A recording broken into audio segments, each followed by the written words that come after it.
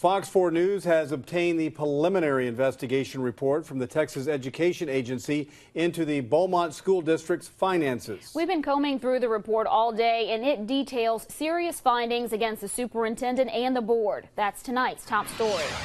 The agency says the findings are not all conclusive and does not address all of the complaints received by the TEA because of several key factors.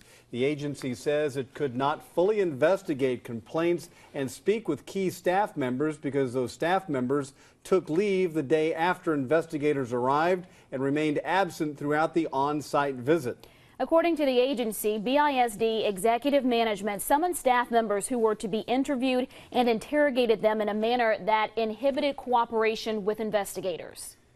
Now, the agency says it asked for financial records and information, but the material was not complete, was turned in past deadlines, or in what the agency calls a haphazard manner that hindered the investigators' efforts. Justin Hinton reports there are 9 findings in the report, all dealing with financial control and oversight, ranging from the superintendent's role, the board of trustees, and key members of the finance department. Very damning report. For months, BISD administrators have said they've been cooperating with investigators looking into the district. But according to the Texas Education Agency's preliminary findings into financial compliance, that is not true. That's one thing that Dr. Shagwa assured us, that they were cooperating 100%, and I think the TEA in their report shows just the opposite. According to the preliminary report, the district denied TEA investigators the opportunity to speak with key staff members. The agency also says BISD executive management interrogated staff members and inhibited them from cooperating with the agency, and hindered the investigation by returning records past deadlines and in a haphazard manner. That's really disturbing. Not as surprising, Mike Neal says, are the findings. They include finding 1. The Board of Trustees failed to monitor the district's finances by ensuring that the superintendent or his designee implemented internal controls and procedures to protect the district's resources from fraud, waste, and abuse in violation of the Texas Education Code. That includes fraudulent wire transfers totaling more than $4 million. According to the report, the person responsible for the embezzlement told the agency that he was able to embezzle substantial funds over a significant period of time because no one was watching his activities. It goes on to say the internal financial controls should have been implemented, especially after the district suffered financial losses from dishonest dealings of Calvin Walker. Finding 2. The superintendent failed to manage the day-to-day operations of the district by not implementing internal controls and procedures to protect the district's resources from fraud, waste, and abuse in violation of the Texas Education Code. The report points to a lack of procedures for reviewing or monitoring wire transfers. The systems manager, not the superintendent nor a designee, issued and controlled the passkey. That means Devin McCraney, the former director of finance, had direct access to the district's bank accounts without any checks or balances established in the system. Finding 3.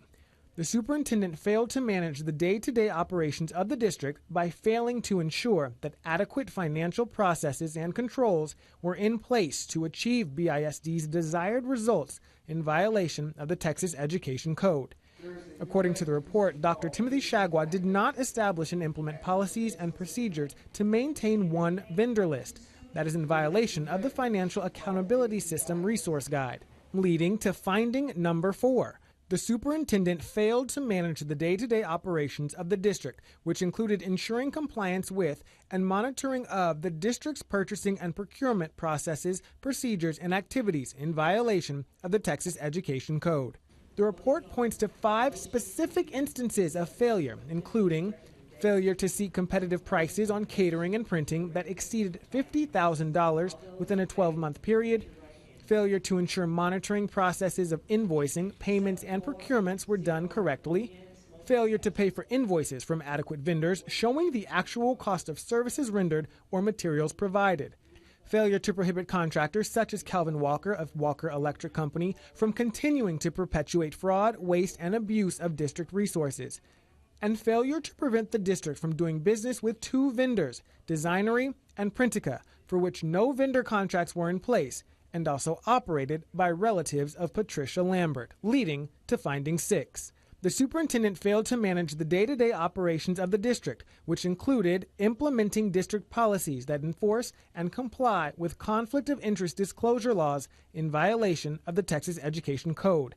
The TEA found Assistant Superintendent Patricia Lambert failed to mention her son. Brian Collins owns a second company, Printica, which also does business with the district. According to district records, Lambert approved payment to that company for more than $150,000 in a 3-year period between 2011 and 2013. The report also states she approved payment to his other company, Designery, in an amount just shy of $300,000 in a 6-year period. Neither company had a vendor contract on file with the district.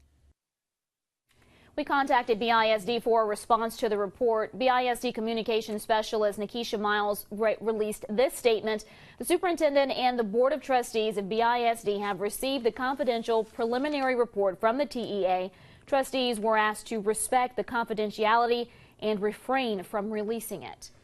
School Board Trustee Mike Neal responded to that statement and emailed his response to BISD. His letter to Dr. Timothy Shagwa says it is completely untrue that we report we received was confidential document. I released the document because the community has the right to know what is going on. Neal added the employees of BISD and the community deserve to know the truth about how the district is being run one bit at a time. They are finding out the truth. We told you Mike Neal was specifically mentioned in the report under Finding 5. According to the report, Neal voted against a matter involving a business entity in which he worked. The report also says he failed to disclose that he worked at that location. Neal says as far as the vote goes, he abstained. He says it was recorded for record incorrectly. And he says he asked the district if he needed to disclose his employment. He says a representative told him no. When the BISD Police Department let me know that I should have filled it out, I did fill it out and gave it to them as proof. And I think that their finding was that when I did it, I did it correctly. I didn't knowingly violate the statute.